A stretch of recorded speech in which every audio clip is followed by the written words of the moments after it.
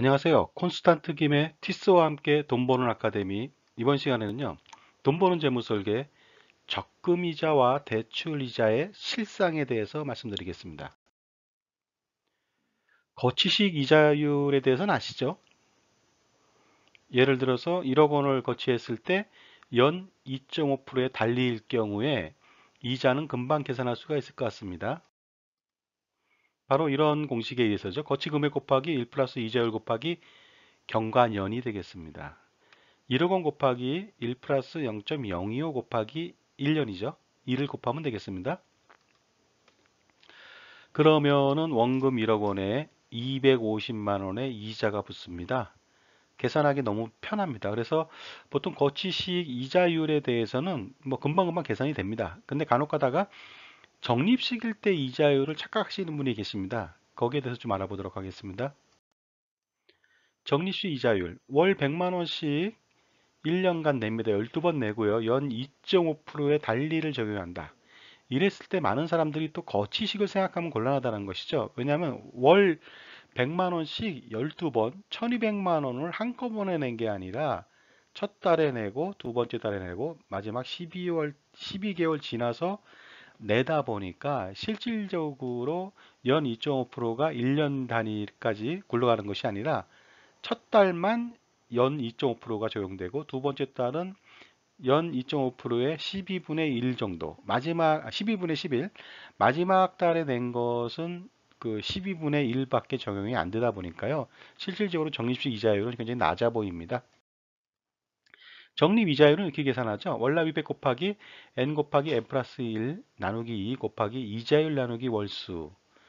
그러니까 n 곱하기 n 플러스 1에 나누기 2 하면은 이것이 바로 가우수수라고 했죠. 매달 내는 그 적립금에 대한 적용 이자율을 계산할 때 그 낱개가 몇 개 되는가 그것을 계산해 놓은 단순한 그 공식이 되겠습니다.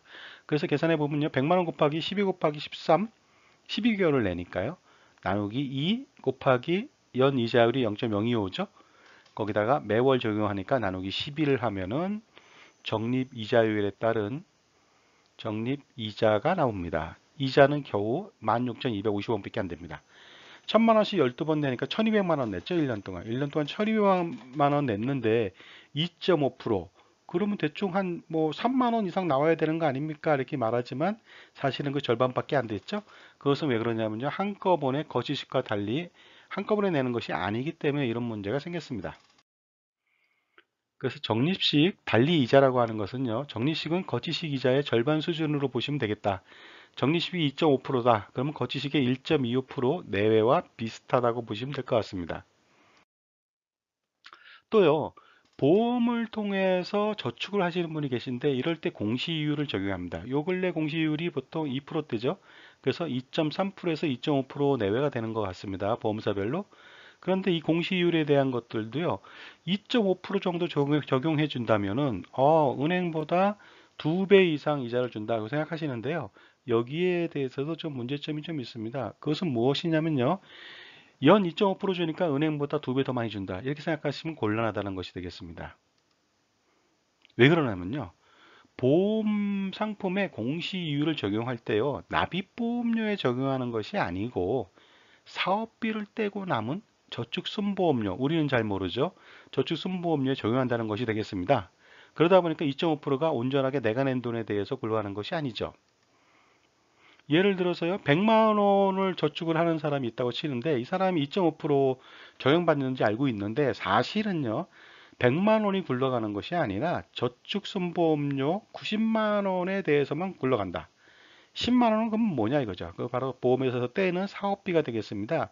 신계약비, 유지비, 수금비 등을 10만 원 내외로 뗀다는 거죠. 그러니까 실질적으로 고객은 100만 원 냈지만 굴러가는 저축순보험료는 90만 원밖에 안 되다 보니까 실질적으로 2.5%의 공시율을 은행보다 2배 이상 준다고 생각하지만 사실은 원금 자체가 많이 좀 줄어든 상태에서 적용되다 보니까 그리 높지가 않을 것 같습니다. 따라서 공시이율 적용할 때 보험 상품을 통해서 저축하는 것은 좀 무리가 좀 있습니다.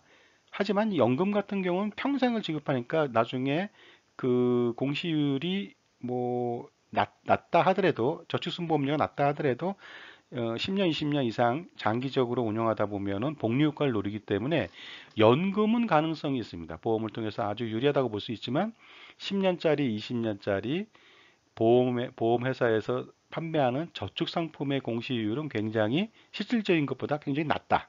그래서 보험 상품을 통해 저축한다는 것은 좀 무리가 있다는 말씀을 다시 한번 전해드리고 싶습니다. 담보대출 이율도 한번 알아볼까요?